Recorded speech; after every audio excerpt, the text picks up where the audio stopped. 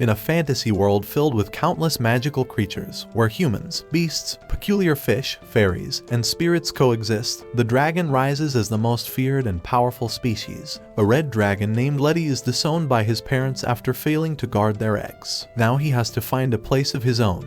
But unlike other dragons, Letty is meek, cowardly, and has overall low stats. Regardless, a defenseless young dragon makes for an easy target for those who only see him as a beast to be feared, vanquished, and even devoured. Meanwhile, a slime couple is currently looking for a shelter to breed, so they approach an elf named Diria to buy a house. Diria, a demon lord with extensive skills as an architect and real estate agent, shows them a cave deep in the woods to help them avoid humans. The slime couple looks inside and finds it quite appealing for their needs. They mention that their old home was featured in a magazine, which led to many humans raiding their residence and forcing them to leave. Seeing their urgency, Diria tells them that this cave has a camouflage spell on it for 1 year, and if they purchase it now, they will get it for free. After closing the deal, Diria leaves the scene.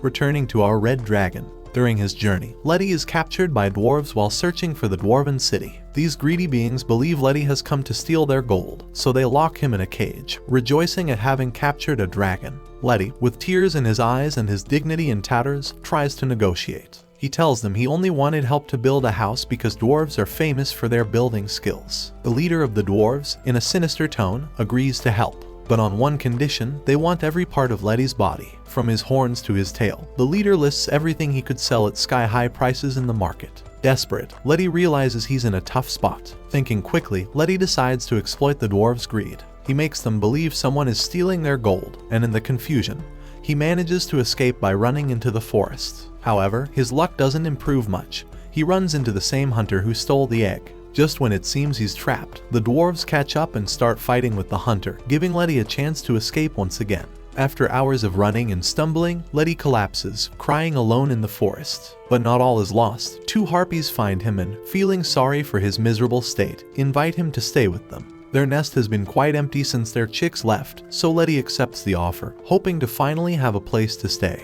However, there's a small problem. Letty can't fly, so the harpies try to teach him, encouraging him as he jumps from the nest. For a glorious 3 seconds, Letty feels the wind beneath his wings, before crashing to the ground because he forgot the most important rule: you have to flap. The harpies laugh out loud as Letty writhes in embarrassment. With his spirits crushed but a new suggestion in mind, Letty decides to head towards the valley where a giant oak tree is home to goblins, hoping they might help him. Unfortunately, his bad luck continues. Upon arrival, the goblins see him more as a tasty dragon steak than a potential ally. But when he mentions the harpies, the goblins change their attitude and free him from the trap he'd fallen into, encouraging him to move on and stop being such a coward after all.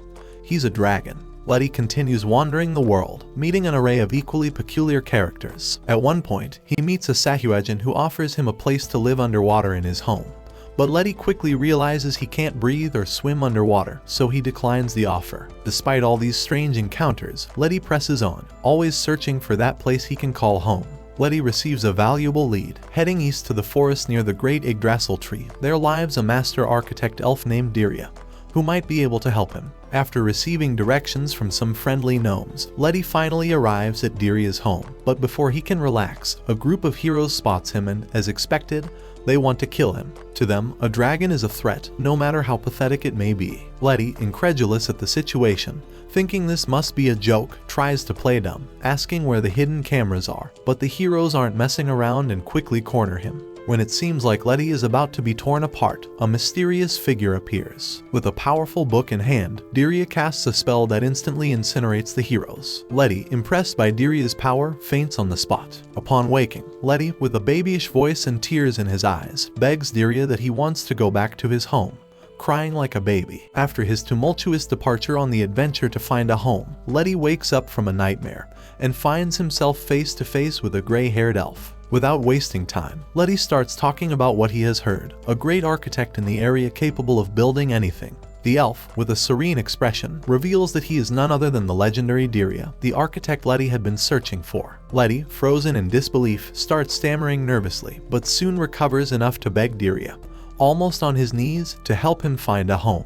Diria, a seasoned professional who has been in the real estate business for centuries, presents him with 3 options: build his own house, buy one already made, or rent a property from an owner. Letty, impressed and unable to hide his sparkling eyes, begins to daydream, imagining Diria as a sort of real estate god with supernatural powers to solve all his problems. However, this fantasy quickly crumbles when Diria hands him his business card. Letty, curious, inspects it and discovers that, in addition to being an architect, Diria holds the curious title of Demon Lord of Real Estate. The dragon, with his jaw hanging open, is left dumbfounded. Diria, unfazed, confirms that it's just one of his many occupations and asks Letty which option he prefers for his new home.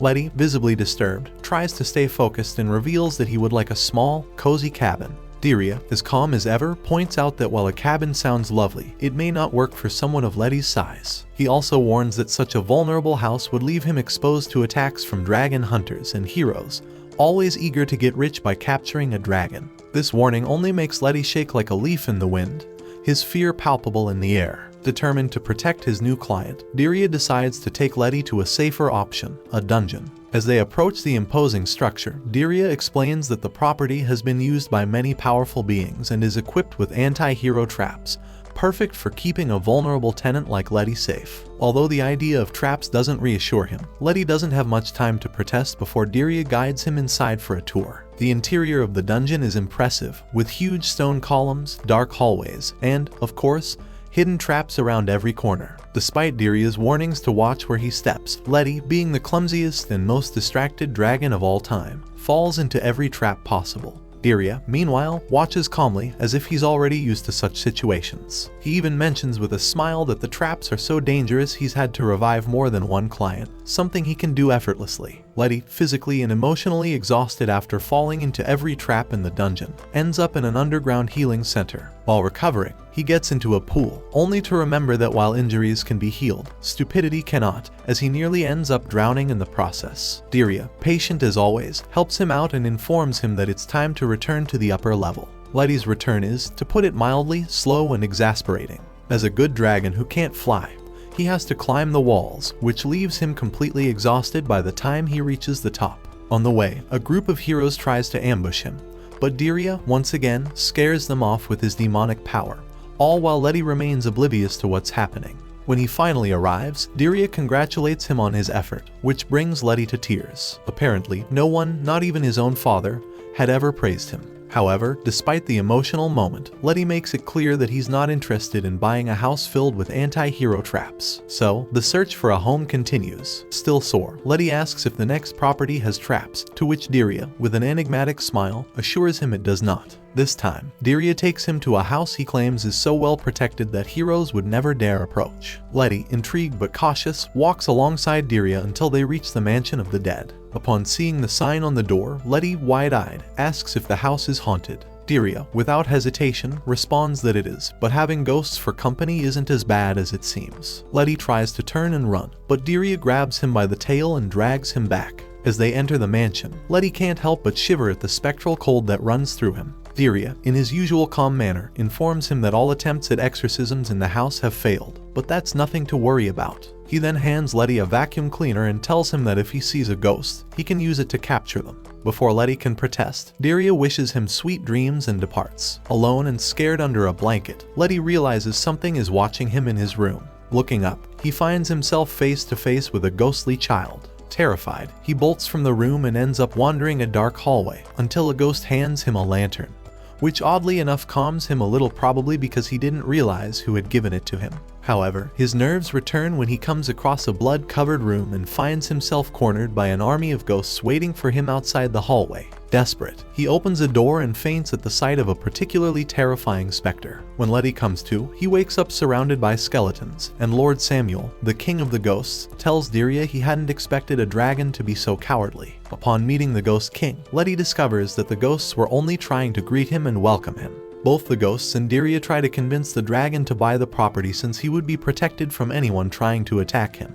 But he still has his doubts, most likely still recovering from his fear. Meanwhile, we learn from Samuel that Diria used to wander accompanied by a dragon who was his great friend. Diria responds that since he had a dragon as a companion in the past, perhaps that's why he has a soft spot for Letty. A little while later, Letty tells Diria that he's been thinking and needs a home where he can relax a bit more easily, and he won't be able to do that surrounded by the dead. Understanding this, Diria promises to help Letty find a home to his liking. Then everyone says their goodbyes, and the dragon realizes that, in the end, the dead weren't as bad as they seemed, and he just needed to be more careful of the living, who are far more dangerous. At the dawn of a new day, as they resume their journey, Diria asks Letty if he would mind making a quick stop along the way. Like an obedient dog, Letty nods, but full of curiosity.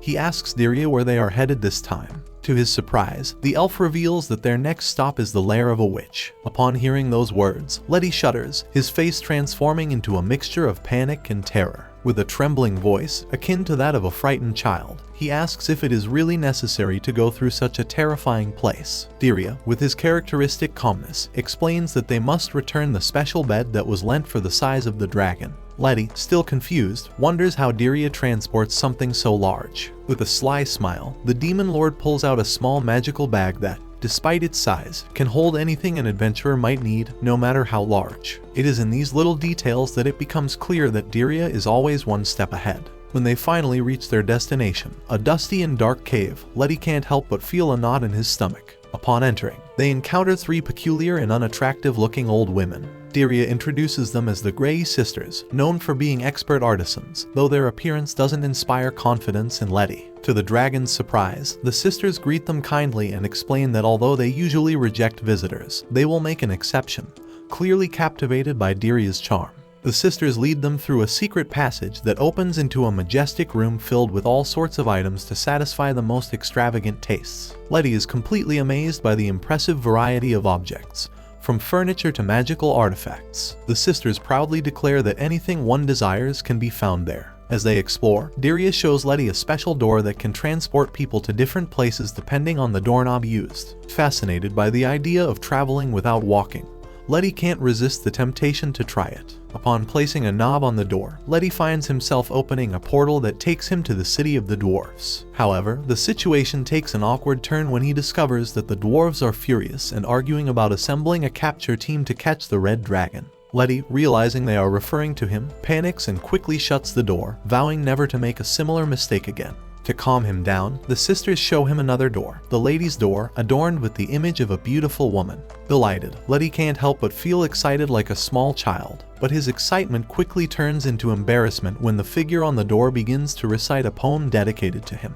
Diria explains that if Letty uses the magic word, the lady can teleport him anywhere in the world. However, if he takes too long, the lady will recite an embarrassing poem dedicated to him. Unfortunately for Letty, he freezes with nerves, and before he can react, the lady begins to declaim an embarrassing poem about her admiration for Letty. Ashamed and in tears, Letty cries out of pure embarrassment, while Diria, feeling sorry for him, encourages him to distract himself by looking at other things in the room. As he explores the place, Letty discovers a huge fireplace that immediately captures his attention. He begins daydreaming about how it would look in his future home, imagining cozy moments by the fire. But his illusions are shattered when Diria reveals that the fireplace weighs nearly 100 tons and that no ordinary house could support such a structure. Once again, Letty feels defeated, adding another failure to his quest for the perfect home. In an attempt to cheer him up, Diria suggests they build a new house from scratch that can withstand such weight. This idea excites Letty, but his excitement is soon dampened when he remembers that he doesn't have enough money to afford the construction.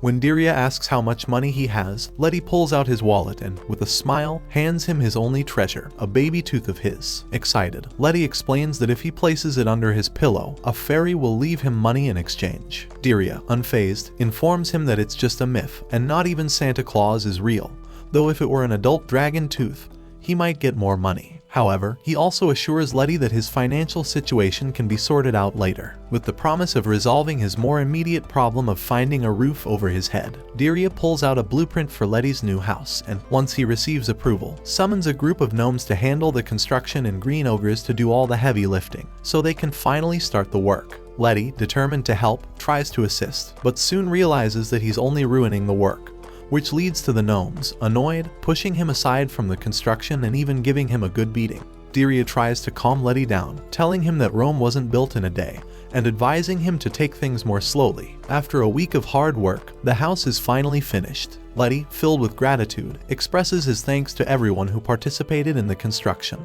However, before he can enjoy his new home, Diria warns him that they must be prepared for the arrival of heroes, who will inevitably come to plunder. As a solution, Diria summons a trio of monsters to act as Letty's bodyguards. Diria informs Letty that the monsters will serve as his living bodyguards, earning their keep by fighting heroes, while the rest will be allocated to cover construction costs. Wishing Letty luck, Diria departs, leaving Letty to enjoy his new house. However, trouble soon arrives, thanks to heroes seeking a fight. These heroes enter and briefly tour the place, and soon they encounter the trio of bodyguards while the red dragon is sleeping. The noises wake Letty, and he approaches the scene where the trio tells the dragon that they've already dealt with the troublemakers. When the only hero left standing lifts his head, he recognizes Letty as the dragon who destroyed his comrades, prompting him to retreat during the night, leaving all his equipment behind. Letty's reputation as the Lord of the Fire Dragon begins to grow among other creatures, who now seek his help. Overwhelmed by the pressure and the title, Letty decides that the best thing to do is abandon his new home. On his way, he encounters Diria, who, upon listening to him, understands his frustration. He promises to help him find the ideal home, one where he can live in peace, far from unwanted attention. Amidst the vast and frozen plains of Alba, our protagonists, Letty, the Red Dragon, and Diria, the Demon Lord, continue their epic quest to find the perfect home for Letty. What would seem like a simple real estate mission quickly turns into a series of absurdly comical situations. This time, we find them in a snow-covered landscape, where Letty appears somewhat skeptical about the new place they're exploring. After all, the North Pole might be suitable for polar bears, but for dragons, not so much. However, Letty knows he's no expert in real estate, so he leaves the choice of location to Diria, who always seems one step ahead and has brought special clothing to protect them from the cold. Of course, these garments aren't exactly fashionable, but in this case, functionality triumphs over style. As Letty looks around, confused as to why they're in the middle of a snowy field, he asks Diria. The Demon Lord, with his ever-calm demeanor, reminds Letty of his desire to live a peaceful, isolated life far from hunters. And what better place to fulfill that wish than the North Pole, where the nearest neighbors are penguins and polar bears. Diria also points out that the land in this region is incredibly cheap, which would be a relief for Letty's pocket. But, as always, Letty starts to doubt, as tempting as the price may be, the extreme conditions don't seem to align with what he had in mind. To give him a reality check, Diria shows Letty a low-budget documentary about the life of the Yeti, a species that has managed to survive in such extreme conditions. After watching it, Diria tells Letty that if he really wants a home here, he'll have to start working hard. Letty, confused, asks if he has to do it alone. But Diria reveals that since building igloos doesn't require much effort or resources, he can begin the work himself, of course, with a little help and guidance. With Diria's assistance, Letty finally manages to build a modest igloo, though the process is filled with complaints and tantrums from the dragon, who still isn't convinced that living at the North Pole is the best idea for him. But Diria has a new challenge for his apprentice, to live alone in that igloo for 3 days to learn how to survive in isolation. The warning, "try not to die," isn't what Letty was hoping to hear, and he starts to panic, convinced that this is some form of torture understandably, as the dragon had previously lived in a home full of dangerous traps and another haunted by ghosts, so he had his reasons to doubt the safety of living in the snow. Before he can protest further, Diria teleports away without a word, leaving Letty completely alone.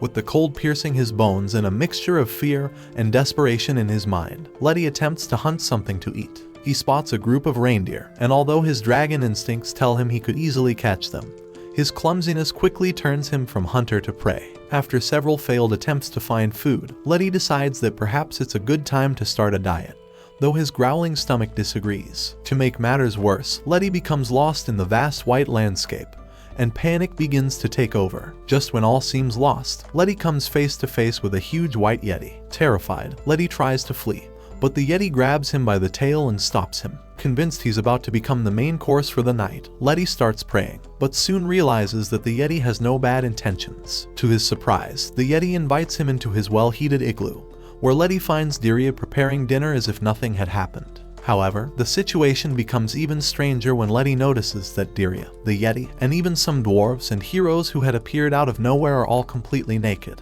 Letty begins to panic at the strangeness of the situation, but before he can react, he opens his eyes and realizes it was all just a strange dream. Waking up in the middle of the tundra, Letty resumes his search for food. He soon comes across an abandoned egg, which awakens his appetite. As his mind imagines various delicious recipes, Letty remembers his unfortunate past when a thief stole his own egg because he didn't take care of it properly. Determined not to repeat history, Letty promises not to eat the egg and continues his search for a home.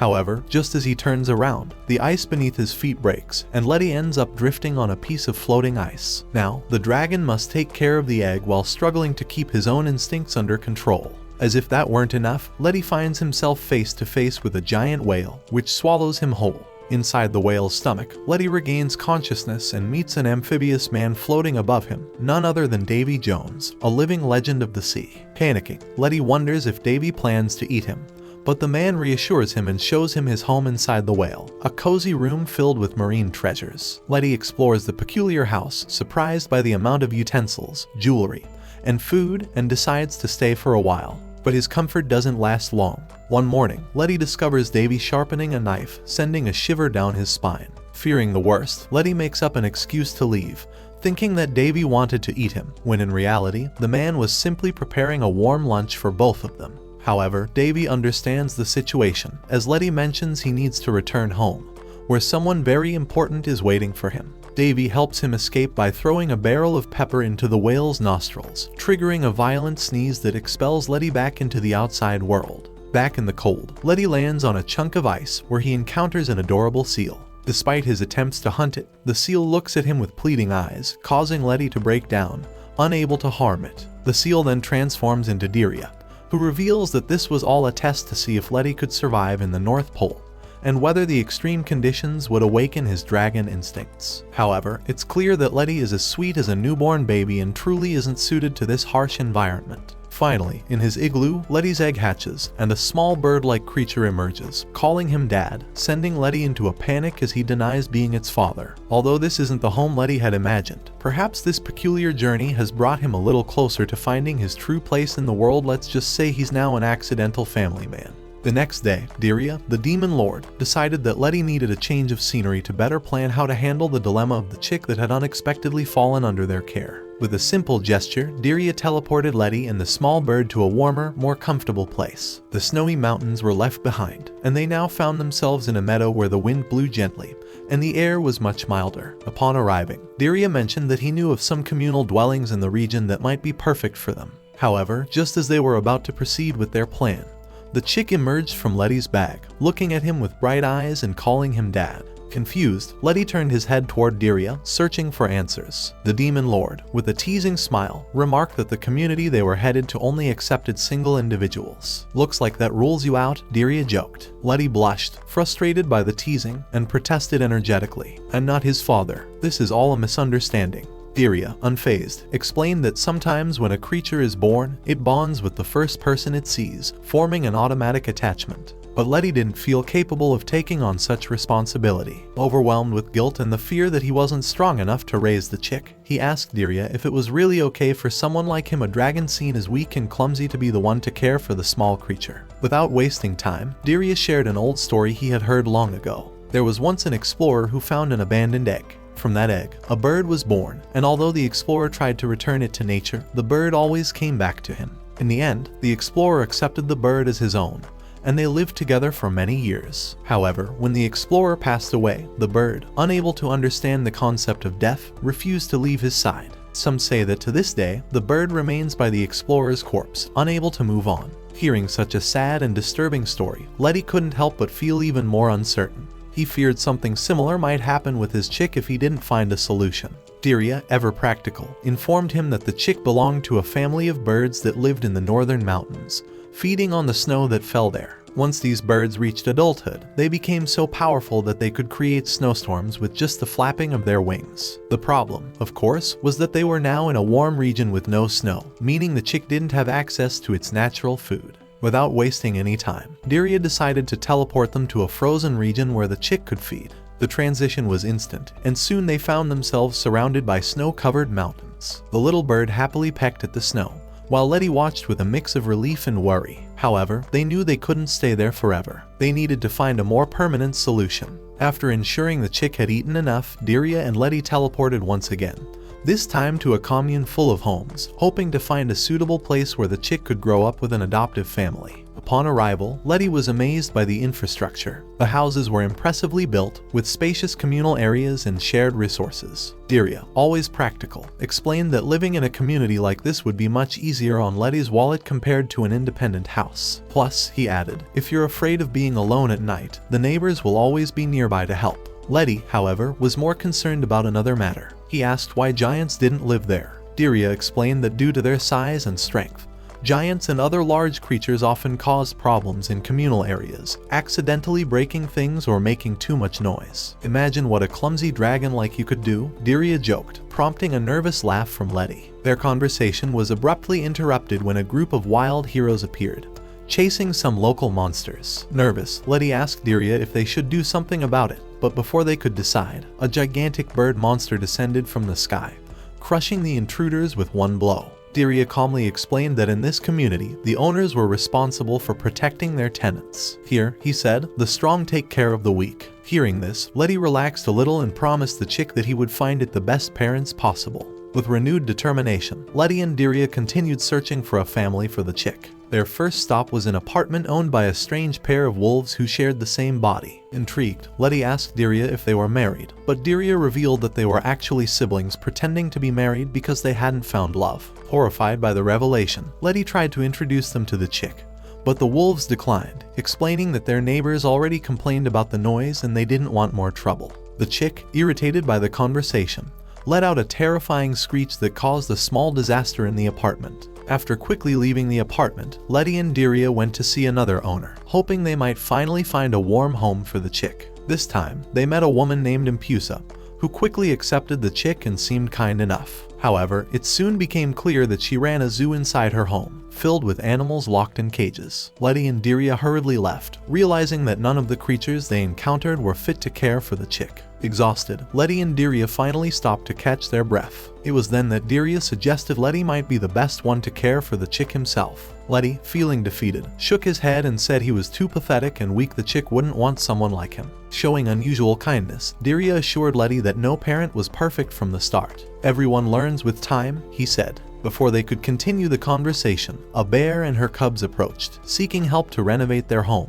While Diria spoke with the bear, the cubs approached Letty, mentioning that they had heard about him and his chick. Suddenly, a monster called Catapulpas appeared, demanding that Letty hand over the chick. Without thinking twice, Letty, driven by a paternal instinct he didn't know he had, protected both the chick and the bear cubs by breathing a burst of fire at the monster. When Diria returned, the demon lord warned the monster that Letty was known as the Lord of the Fire Dragon. Terrified, Catapulpas quickly fled. Later, Diria praised Letty for his bravery and told him that he had proven himself to be a good father. Overwhelmed with emotion, Letty finally decided he would keep the chick. With a smile on his face, he named the chick Pip, accepting that although he wasn't perfect, he would do everything he could to protect and care for it. After traveling for so long, Letty finally reaches the limit of his patience. He is utterly exhausted and on the verge of tears. Throughout his journey, he had spent all the money he had managed to save just to cover his basic needs and those of his adoptive son. Between Pip's food, medicine to treat a cold the chick caught while living in the snow, and shipping costs to get the little bird his special meals, Letty found himself completely broke.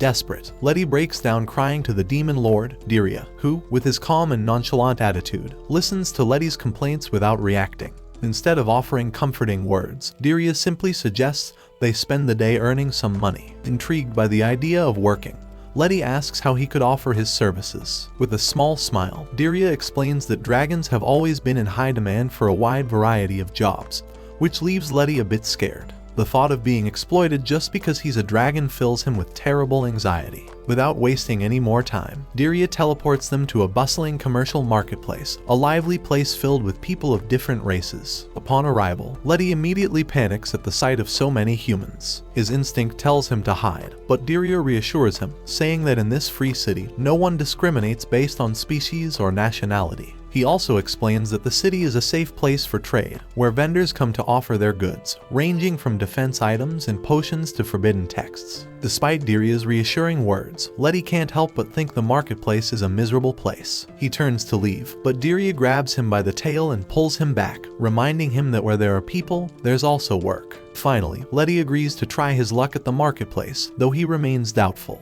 He is assigned to man a stall, but within seconds of starting his new job, panic begins to overtake him as several customers become agitated upon seeing him. Some are overly excited by the presence of a dragon, which terrifies Letty, who just wants to disappear from the scene. To make matters worse, Letty tries to protest by pointing out the miserable heroes, fearfully gesturing towards a cage full of captured heroes who had caused a commotion earlier. Once again, Diria reassures him, explaining that the marketplace has strict rules prohibiting fights, thefts, and any kind of mischief, so there's nothing to fear. Reluctantly, Letty follows Diria's advice and agrees to meet Amon, a merchant who might offer him a job. However, Amon immediately rejects him, stating that he doesn't hire newcomers without a letter of recommendation.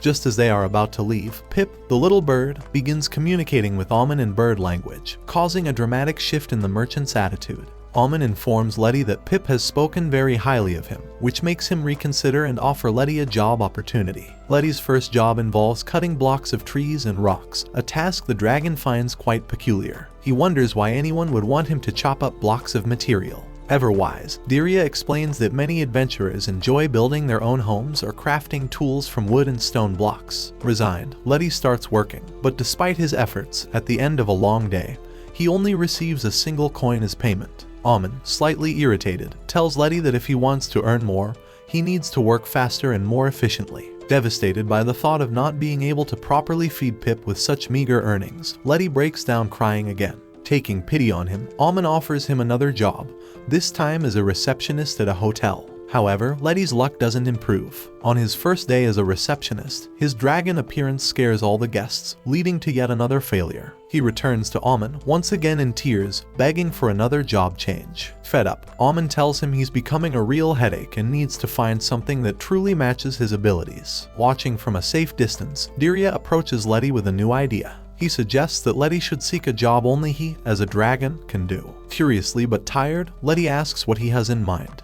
The answer offering procurement services, which leaves Letty baffled. Soon, the first client appears, Robert, a young human who is thrilled to meet Letty in person. Robert excitedly explains that he wants Letty to pretend he's been summoned by a spell to impress his friends. Although confused by the request, Letty agrees. However, when he appears before Robert's friends, they don't seem impressed by the dragon's presence. Just as the situation becomes awkward, Pip suddenly appears and screeches with all his might, causing everyone to faint on the spot. Grateful, Letty realizes that his little son just wanted to help, and though the method was unorthodox, it actually worked. Letty attends to his next client while Diria watches over Pip. This client wants to test a new spell on Letty, which involves seeing if the spell can pierce dragon scales. Fortunately, the experiment fails. Later, a woman named Lilith approaches Diria. Apparently, they know each other and it has been decades since they last met. Lilith tells Diria that when she heard of a peculiar duo consisting of an elf and a dragon, she knew it had to be him. Diria reveals that he's looking for a house with his dragon friend.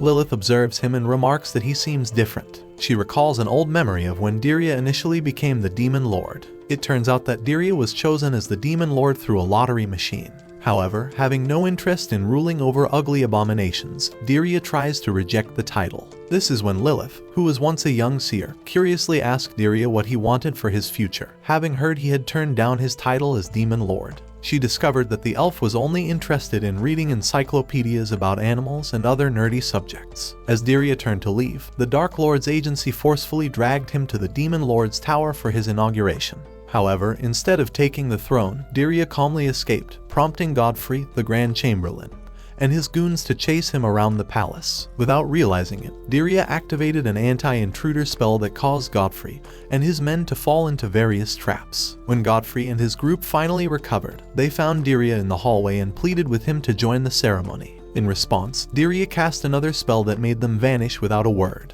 In the present, Lilith notices that Diria looks exactly the same as he did 100 years ago. Before Diria reunites with his red dragon friend, who has just finished his workday, Lilith warns him that some humans have gathered outside the village, waiting to hunt the dragon alive. She advises them to be very careful, as the area is no longer safe. Letty, unaware of the looming danger, heads off to collect his earnings. A man approaches Letty and asks him for help carrying some items to a cabin outside the city, oblivious to the danger posed by strangers. Letty agrees and heads toward the shady part of town, where he is cornered and captured. The sinister humans throw Letty into a dungeon. After being caged and desperately screaming for help, Letty realizes that no one is coming to his rescue. In that moment of despair, he tells Pip to leave him behind and flee to freedom. Despite his father's words, Pip doesn't abandon him. Instead of taking his advice to run, Pip encourages Letty, urging him to stand up for himself. Letty, though terrified, finds a sliver of courage in Pip's words and decides to try freeing himself.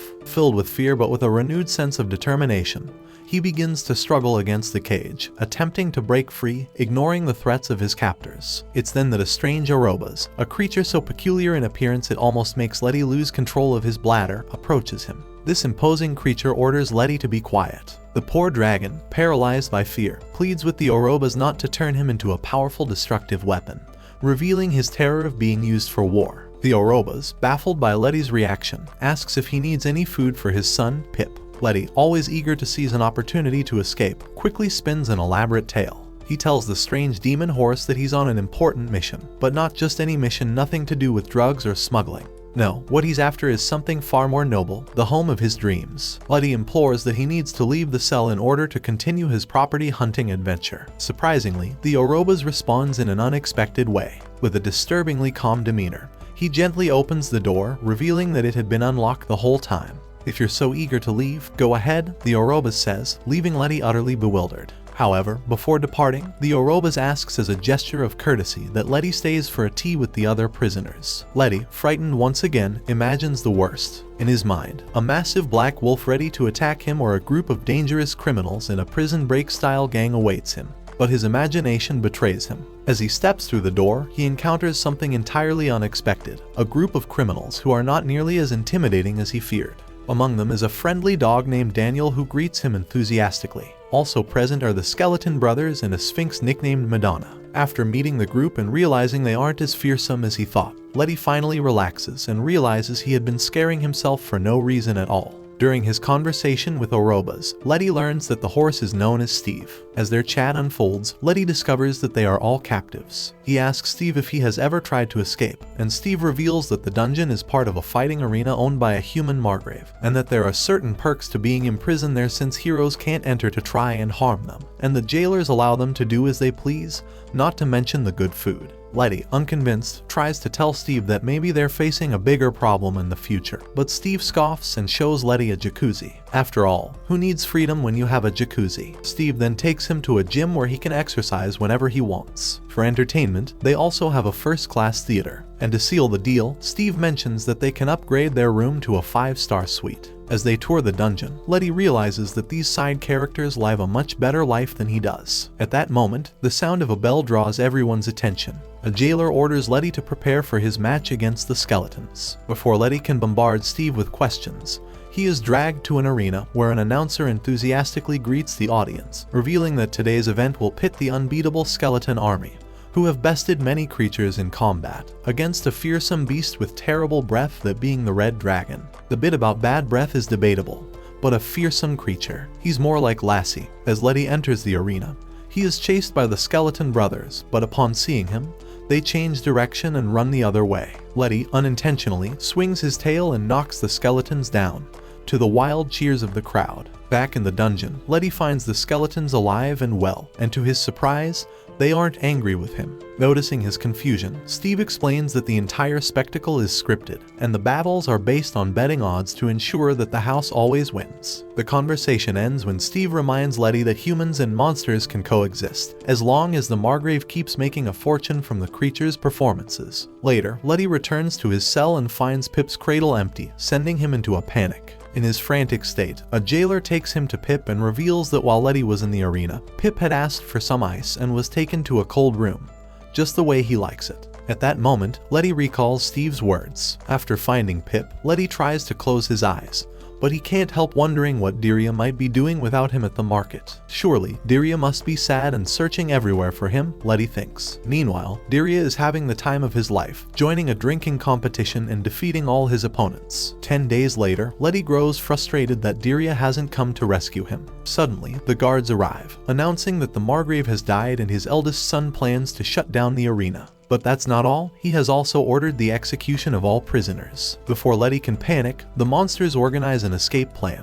It appears there's an aqueduct connected to an old well, far beyond the walls. However, they will need a distraction team, And obviously, the red dragon will be part of it since he's far too large to fit into the aqueducts. When the mercenaries arrive for the execution, they realize everyone has escaped, leaving them to sneak away to avoid being caught. Though the camouflage method may not seem ideal, it seems to be working. However, just as the group is about to escape, Letty confuses the path and ends up trapping the mercenaries, who run off screaming that the walls are closing in. In that moment, the red dragon makes a colossal mistake, bumping into the walls and making a tremendous noise, drawing everyone's attention. The group rushes to defend Letty and starts attacking the guards. Just as they are about to escape, the group finds itself surrounded by soldiers. Before the guards can strike at Letty or the monsters, Diria appears and puts everyone under a sleep spell. After reaching a safe location, Steve, the other monsters, and 2 friendly guards decide it's time to reinvent themselves and create something new.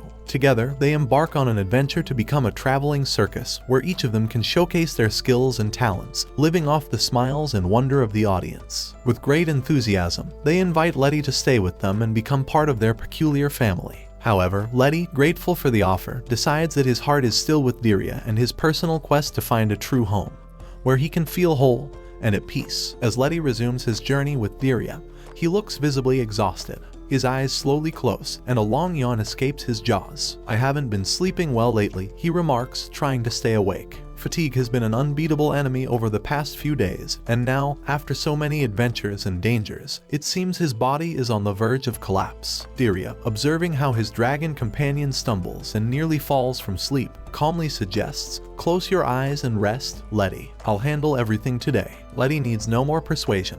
With a pillow in hand, he collapses onto the forest floor, falling into a deep sleep almost immediately. While Letty snores peacefully, his little son, Pip, curiously observes his surroundings with childlike wonder. Unlike his exhausted father, the chick seems to have boundless energy. He spots a bird fluttering in the highest branches and, excited, runs towards Diria. "Can I go play?" Pip asks, flapping his tiny wings. Diria looks at him with that blend of paternal wisdom and authority that always accompanies him. "All right, but be careful of strangers," he warns, "and come back before nightfall." Filled with excitement at the freedom to explore, Pip starts wandering through the forest. It's the first time he's ventured out on his own, and the experience is a mix of emotions. The cool breeze ruffles his feathers, and the trees around him seem to whisper tales of ancient times. As he goes along, he begins to notice the wonders of nature, creatures running free, small animals hiding in the bushes, and an environment so different from what he's used to. Suddenly, from among the bushes, he hears a soft sob. Intrigued, he follows the sound until he finds a tiny man sitting on a stone.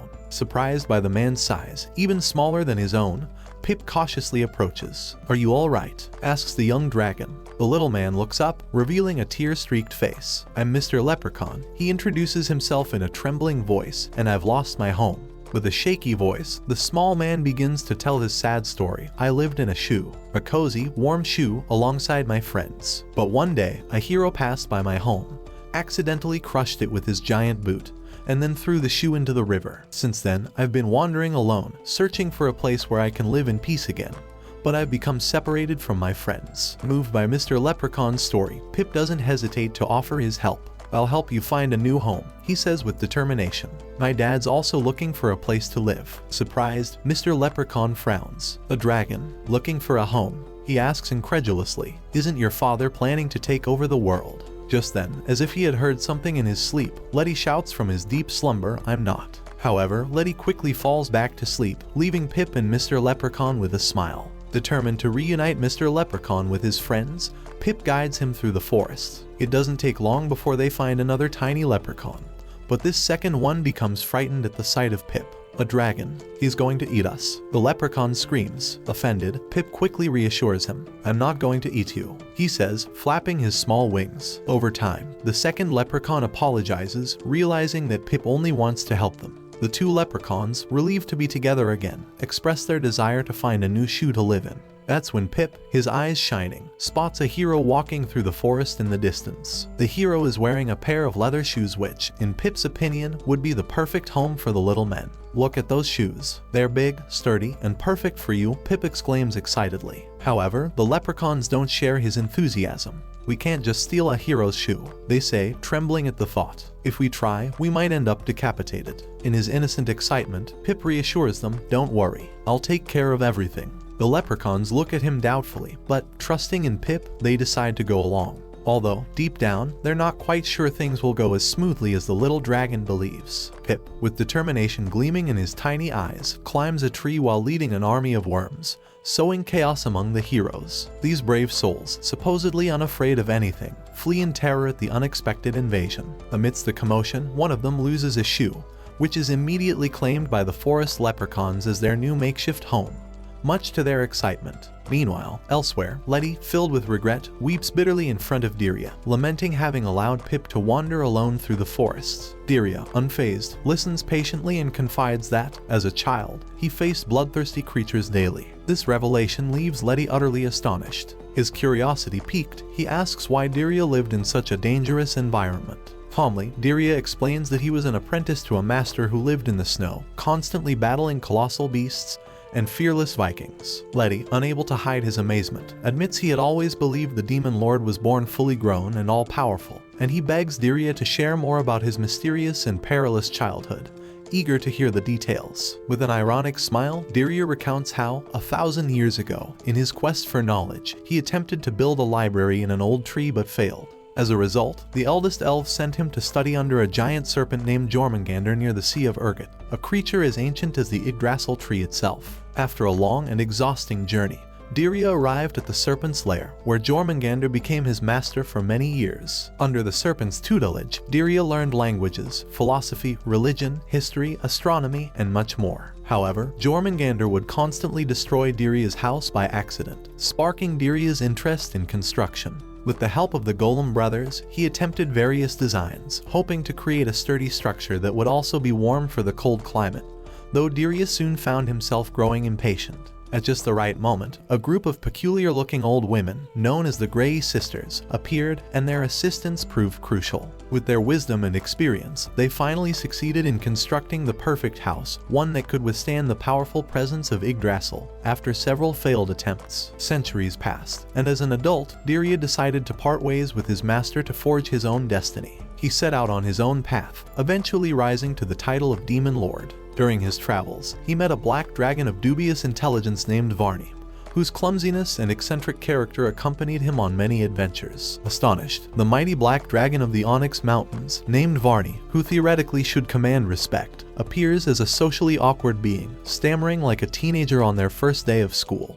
Diria, attempting to calm the situation, suggests he relax, but this only heightens Varney's anxiety. The dragon eyes the elf suspiciously and pulls out a drawing that looks as if it was done by a child in kindergarten, wondering if this dangerous man could really be the dreaded demon lord. Diria, who clearly has no patience for such situations, tries to avoid the conversation, assuring Varney that he is not the demon lord. However, Varney, desperate, insists that he needs his help. Meanwhile, Diria curiously observes Varney and asks if he is the same black dragon for which the heroes are offering a bounty. This obviously seems to frighten the dragon, who, despite his appearance, is more of a giant teddy bear. However, the dark dragon starts boasting about actions that make everyone fear him, though Diria seems completely unfazed and asks what the dragon wants and why he seeks him. Varney begs him to help find a property. Diria, with his usual cynicism, suggests that Varney speak to another estate agent as he claims not to be the right one for that search. This enrages Varney, who accuses him of rudely dismissing him despite his courteous approach. Unperturbed, Diria points out that this is not the proper way to ask for help. Desperate, Varney switches tactics and throws himself to the ground, pleading like a small child. Clearly embarrassed by the scene, Diria contemplates the situation when, suddenly,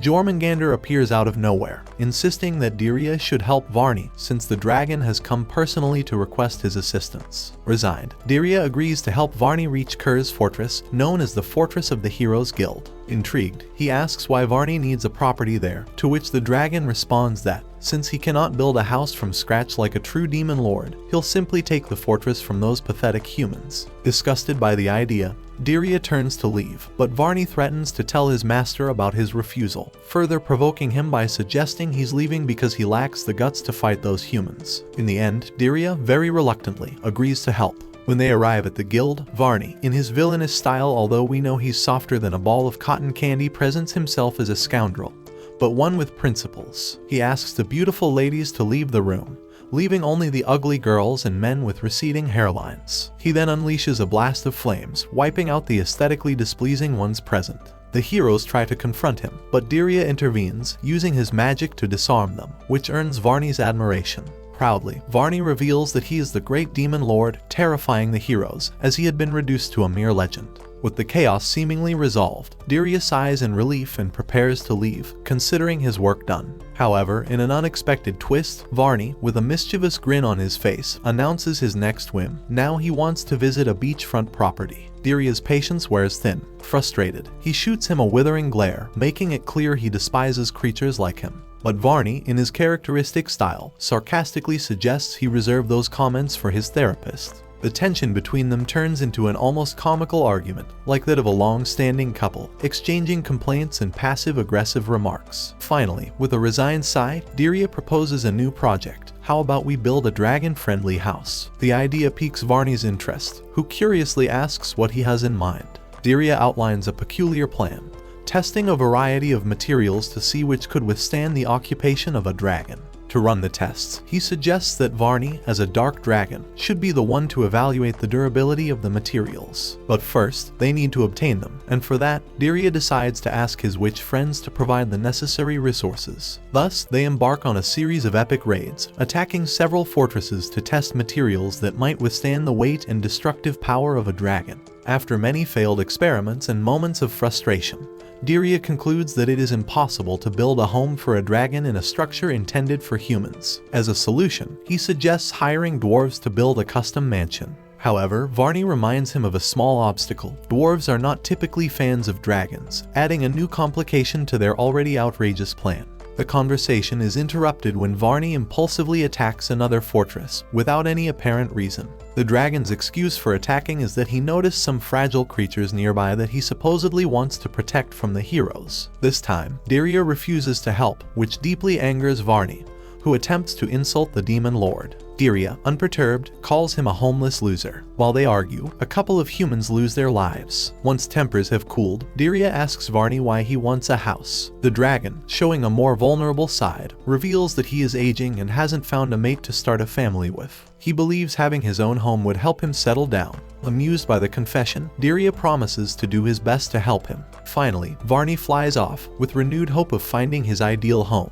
Meanwhile, Diria meets up with Letty and Pip, exhausted from the long day, and tells the red dragon that it's too late to talk, and he'll continue the story another time. A man named Huey, dressed as Robin Hood, is a fanatic and obsessed with dragons. While walking, he stumbles upon a footprint that would change his life. His mission, to hunt one, yes, obviously, to hunt a red dragon. In a flashback, he remembers how, months earlier, while resting near the Zarada mines, one of the dwarf fortresses, after a job that involved stealing a dragon egg, he came across Letty, the red dragon, for the first time. What he saw that day was shocking. Letty wasn't the typical terrifying dragon, but rather a complete disaster. Huey concluded that this must be a new species of red dragon, especially since Letty couldn't fight or fly. Excited, Huey told his accomplice Albert that soon they could strip its hide. Determined, both hunters made Letty their life's goal. They arrived at the Autumn Temple hoping to capture it, but discovered that the dragon had already vanished. This upset Albert, who suggested robbing the temple, but Huey stopped him, reminding him that although they were scum, they had morals. They only stole if the job required it. Following Letty's tracks that led to the Forest of the Dead, Huey grew nervous, but Albert reassured him, stating that all those ghost stories were as fake as those cooking videos that teach you to cook with just one ingredient.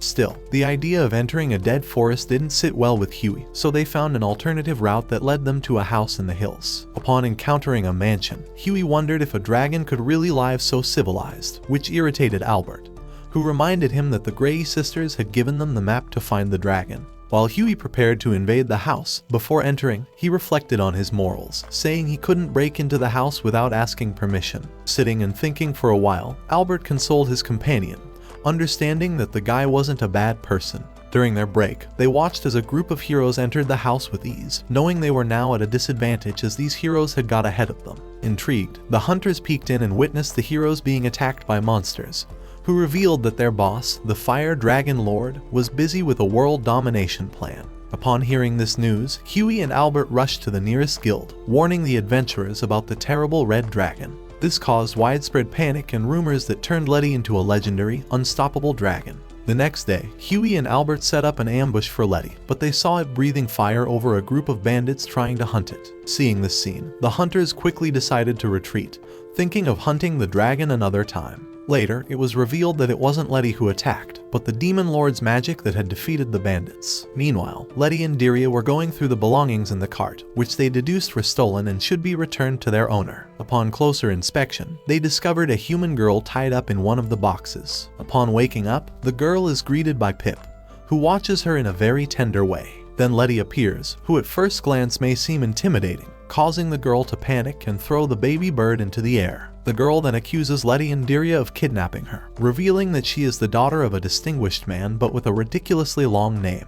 Diria steps in, assuring the girl, whose name is Nell, that Letty would never kidnap anyone in his life, highlighting many lovely things about the dragon and explaining that they were the ones who defeated the wrongdoers who had actually kidnapped her. Relieved, Nell confesses that she ran away from home and is looking for a place to hide from her pursuers. Quickly, the real estate agent seizes his moment by asking Nell what she desires in her dream home, and the girl's list seems quite luxurious but soon becomes more realistic when Diria, demonstrating his magic, teleports them to a cave called Hashin. Before entering the cave, Nell asks the red dragon why he came along, and Letty tells her he is searching for a home. Nell jokingly says she would let him stay with her if he becomes her servant, which angers the dragon. The first thing Nell wants to do to inaugurate her home is express her desire to take a bath. Diria tries to fulfill this wish, but fails, as what the real estate agent calls a bath, Nell sees as a simple dripping tap. Eventually, Diria decides to increase the water flow, but it still isn't enough for Nell. Suddenly, while the spoiled girl throws a tantrum, she trips, and just as she's about to fall into the water, Letty, noticing the situation, steps in to prevent her from falling. But as we know, the dragon is so clumsy that they both end up falling in together. The complaints continue, and they ask Letty to heat the water for Nell to relax, but now she complains that the temperature is too high. I sincerely hope I don't end up with such a spoiled daughter. With the situation calmed, the dragon politely asks Nell to be a bit kinder since he is preparing a beautiful bath for her to relax in. As she enters the water, her face visibly shows satisfaction, and the dragon asks why she wanted to run away from home. The girl reveals the real reason for her escape. Her father ate her bun without asking. She then considers that maybe she should return home, but her father needs to reflect on what he did. After acting like a spoiled child, she thanks Letty for saving her. Just at that moment, a group of heroes appears, accusing Letty of kidnapping the princess. She explains to the heroes that the dragon didn't kidnap her but that she ran away from home. However, the heroes persist, thinking Letty has brainwashed the girl. Before the heroes can attack Letty, Diria intervenes and deals with them. In the end, Letty invites Nell to accompany them until she is ready to return home. With a smile, Nell agrees, though she quickly reverts to her spoiled behavior. The next day, we see Diria approach Nell and ask the girl if she slept well. The princess, proudly, reveals that she has already gotten used to camping outdoors and then proceeds to pack away her giant-sized bed into Diria's magic bag. Then, changing the subject, she asks why Letty has been acting strangely that morning. Nell assumes it must be because Letty needs to lay eggs, which causes Letty to angrily shout, reminding her that he is a male. Diria steps in, explaining that Letty is very nervous because he asked him to decide which property he would like to visit next. Just before Nell can calm the agitated dragon, she tells him it's time to make a decision since he's now a father and needs to set an example for his baby. And just as the girl finishes speaking, a genie very similar to Aladdin named Nashim appears flying in. This being, a tax advisor from the non-human Internal Revenue Service, informs them that he has come to discuss Letty's overdue taxes. But before continuing, the tax advisor realizes the dragon has fainted and tries to revive him. After introducing himself to everyone, Nashim explains that, since Letty left his parents' house, he is now obligated to pay taxes. Confused by the long list, the dragon misunderstands everything, thinking this is all the result of a magic spell. As the conversation unfolds, Diria appears in the background,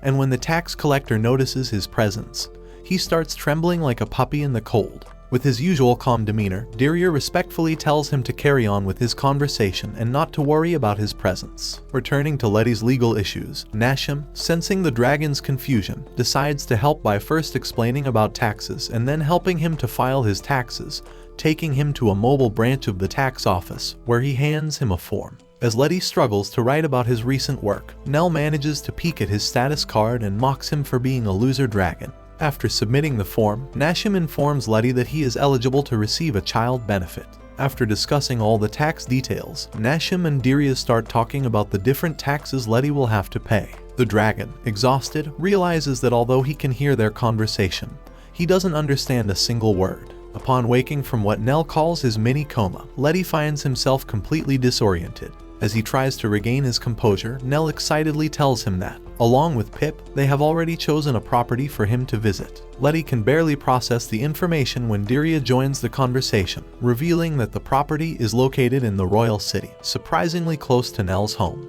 The news does not leave Letty indifferent, but for Nell, this is a source of excitement. However, the young girl is visibly nervous as Letty realizes they are walking through the same streets as common citizens, something that makes Nell deeply uncomfortable. The princess fears being spotted walking alongside a dragon, and they do so through none other than the dark sewers. When they finally reach their destination, Nell cannot hide her surprise upon discovering that the property is none other than the same dungeon used to train the kingdom's heroes. Letty is also puzzled, but Diria, ever eloquent, explains that since monsters usually live in dungeons, the king decided to build a hero training complex within one. He then adds that if Letty chooses to live in this dungeon, he would have to become a public servant of the kingdom. While Nell and Pip excitedly explore the dungeon, Letty knows he wouldn't survive long if he stayed there and reluctantly follows them. The girl eagerly moves through the long corridors, firmly believing she will find chests full of treasures. She is convinced that, as with all dungeons, there are treasures, crates, and barrels hidden, offering great rewards when opened. Letty, somewhat skeptical, interjects, "That sounds absurd.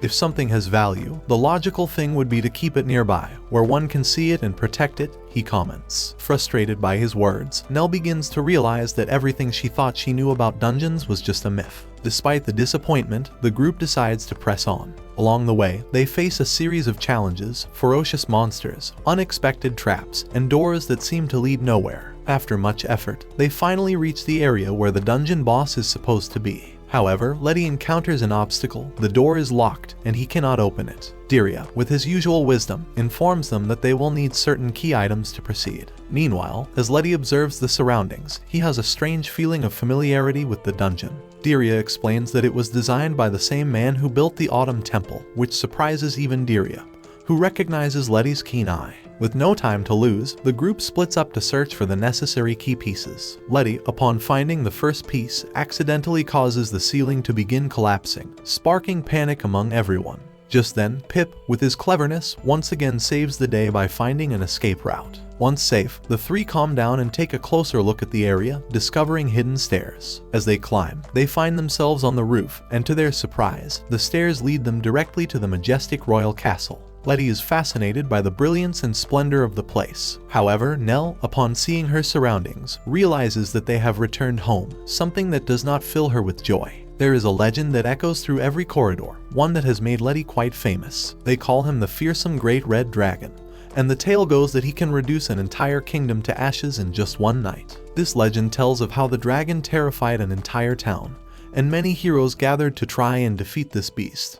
But all their efforts were in vain. To Nell's dismay, the knights now believe that Letty, or as he's now known, the Lord of the Fire Dragon, is holding the princess hostage. I don't know who wrote this legend, but it reminds me of the paparazzi who ruined Britney Spears' career with nothing but lies. Now, with this story spreading throughout the kingdom, the knights surround the palace, ready to attack. The king is also present, demanding the release of his daughter. Meanwhile, Letty racks his brains, trying to understand how he ended up in this situation. Diria quickly clears up the misunderstanding, explaining that after Letty entered the castle, he encountered a group of heroes who immediately started chasing him. So, Diria had to step in and defend the dragon with his magic. Soon, a spokesperson for the king informed him that the dragon had taken over the palace, which triggered total chaos. Letty wonders if things could get worse, and Diria adds that the king believes he has kidnapped the princess. Desperate, Letty begs Nell to clarify the misunderstanding, but the princess silences him, saying that before she speaks to her father,